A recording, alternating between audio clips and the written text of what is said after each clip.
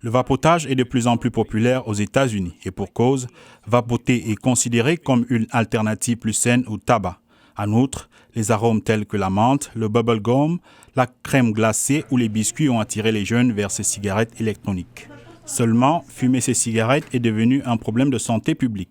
Après avoir utilisé ces cigarettes électroniques aromatisées, des adolescents de plusieurs États se sont retrouvés dans les hôpitaux avec des problèmes pulmonaires allant des difficultés respiratoires à de graves lésions pulmonaires.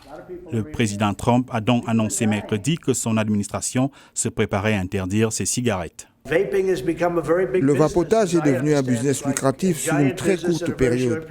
Mais nous ne pouvons pas permettre que les gens tombent malades et que nos jeunes soient autant affectés. Selon Alex Azar, secrétaire américain à la santé, environ 8 millions d'adultes et 5 millions de jeunes aux États-Unis utilisent des cigarettes électroniques, un sujet d'inquiétude. Toute une génération d'enfants risque de devenir dépendants à la nicotine en raison de l'attrait et de la disponibilité de ces produits. Le secrétaire américain à la santé a déclaré que l'interdiction de vente affecterait tous les arômes de cigarettes électroniques à l'exception de l'arôme de tabac.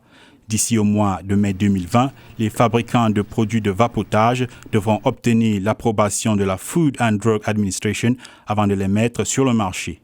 Une décision qui rencontre l'adhésion de nombreux parents. Nous devons exiger l'interdiction de toutes ces cigarettes aromatisées car c'est l'arôme qui attire les enfants. Ils ne veulent pas juste de la nicotine, mais ils veulent les saveurs et ce sont ces saveurs qui sont clairement vendues aux enfants.